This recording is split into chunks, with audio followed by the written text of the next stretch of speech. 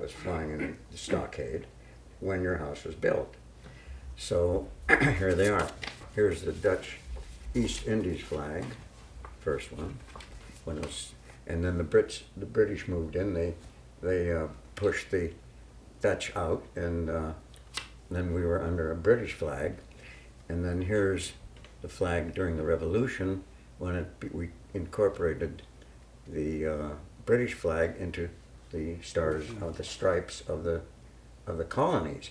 Now they were just colonies then; they weren't states. And then, of course, the Betsy Ross flag, and they're still representing, hopefully, states now. And then this was the Star Spangled Banner flag, and then the current American flag.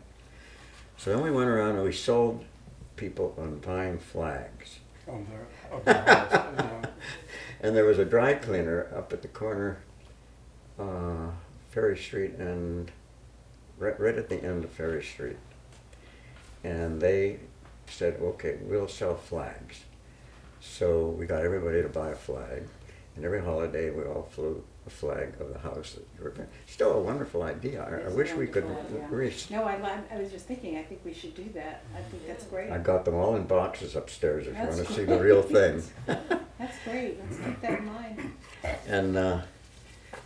And then, of course, Giles wrote, see, you can tell me, he was on a radio program. Remember Walls Have Ears? yeah, I mean, I don't really remember it, but I don't know if we ever heard it, but it was, he had a program. But WGY was a radio station that was all over the United States at the time. Pittsburgh and Schenectady were the two major initial railroad radio stations in the country. And so they had a program called Walls Have Ears. And the idea was that these walls could speak and tell stories of what had happened in that historic building. So Giles, and there were other people with him, and they would sit and chat about the memories of these houses, whether they were made up or not. So John Bradbury, the professor from Union College, then got an idea to bring all of Giles's stories. Now, these stories, when The Spy was underway, That's right. Giles wrote pieces on The Spy of certain buildings. We'd do one building each month or year. And I would make little sketches in the very last minute to illustrate. So, We still have. but that was just as part of the production of The Spy. I can't really quite remember the history of the name, but Spy is an historic name of some publication, you know. That's where we got it. And there was lots of talk about, a lot of criticism, that Spy gave a negative impact to the name. No. But So, did the association have to vote on that name? oh, damn sure. And There was a lot of talk about a lot of things. And there were objections to things, because if you look at this snake, you know, a snake and if you've ever done fishing and you've done it with worms, you know that if the worm breaks into parts, if you're pulling him out of the earth and he snaps in half, those two halves continue to live separately and grow. So this idea of a serpent that was cut into pieces, and Benjamin Franklin used that. That's a copy from Benjamin Franklin. He had a little newspaper in Philadelphia, and he shows the serpent cut into pieces, and he named each piece after one of the colonies. And he said, "We must hang together, or we will all seriously hang separately." And so, to join, then he pleaded, "Join or die." So I copied that thing, and instead of the colonies, I named Green Street Front Street, Union Street, and so on. Yeah. A lot of people were horrified to In the United States, of join America or still die. has that problem. But So this was join the association. You know, and like people say, not my neighborhood here. We're one neighborhood. Right. and we also wanted them to Small join enough as it is. together and into this organization, because you don't have the strength to do it as one little section of the neighborhood. It's all got to come together and be one, joined. And so we did that. And then all of Giles's articles from the Spy were incorporated into, that book. To a mark. And that was published after Giles died. Giles died young. He was 58 years old.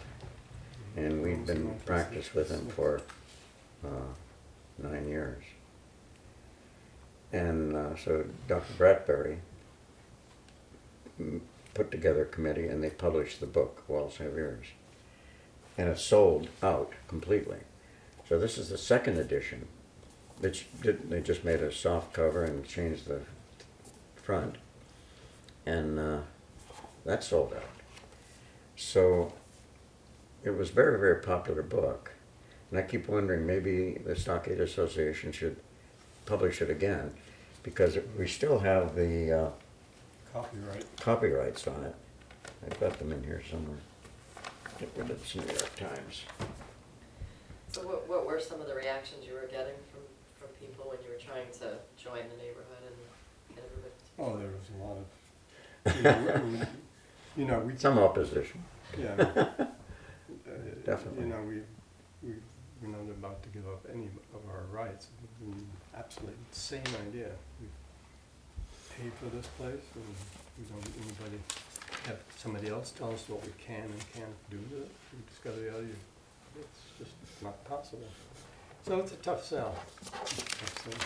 It still is. But you sold it. I made it so. Well, sold it at least well enough, you know, it's. Because it's here. Very nicely, you know, introduction to this was written by Dr. Bradbury, who was a literature professor at Union. And in this introduction he ends with, "For Giles, the architecture of the Stockade District offered a live and vivid history of New York architecture from its earliest days. It held its interest for him as it does for us, because it retains its vitality, because it is not an embalmed architecture like that of Williamsburg. It lives and we live in it. It moves with a constantly changing life, its renewed creativity enhancing its historic charm." And you know, I think that's the fact that you can't really embalm it. I mean, there will be changes, and there has to be enough leeway to make that possible, but not to the point of destruction. And one of the most difficult things to sell, and even today, is that we always said the place represents a history of domestic architecture in America. And now no time was it said history ends here. So that there is a site and somebody wants to build a new building, let it be as contemporary as 21st century now. And people would just be shocked, in no way. And so they still think you build a replica of a sort of historic detailed building.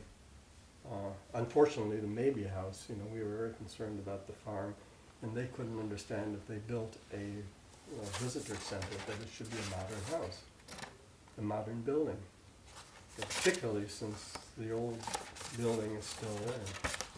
And so they built sort of a watered down zero. But the fact that this is unusual, because in many historic districts, as Jim mentioned, Boston, Beacon Hill, and New Orleans, Vieux Carré and so on. Those are areas that were built within a fairly limited time span. They just poof went and then they were built.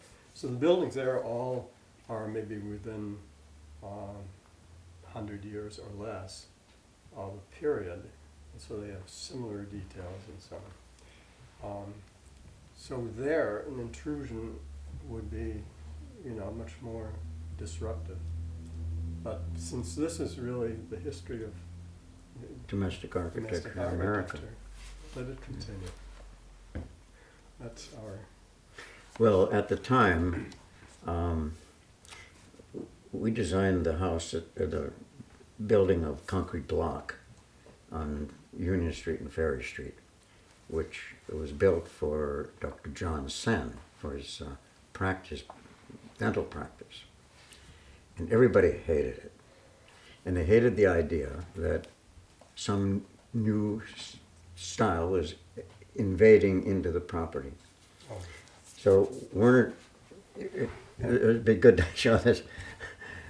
Werner drew that cartoon of the Indians sitting there and pointing to a colonial house and saying, some damn newfangled style coming that really coming tells, in. tells it, And that sort of sums the whole idea. And it's still debated when development takes place in an historic district. Must it look like the buildings that are there, or must it express its own time as all of those buildings have done? Look how different they all are. Each one expressed the time they were built. And so why should we say no to that? In fact, we were in Buffalo because the restoration of of a Frank Lloyd Wright house, a very famous house there, and had fallen into disrepair. And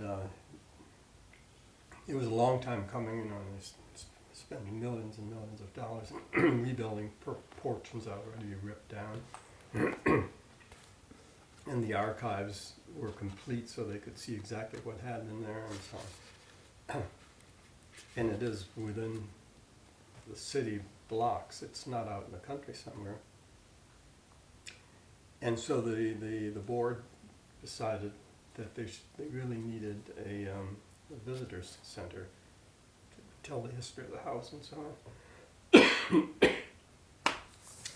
Well, they hired a Japanese woman architect.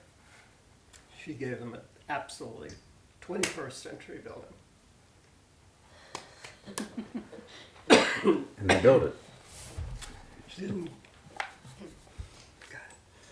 She didn't give them a fake art Frank Lloyd Wright house. So anyhow, Pardon me. so amazingly, just a year after the association was founded, there was on the books a historic district in Schenectady.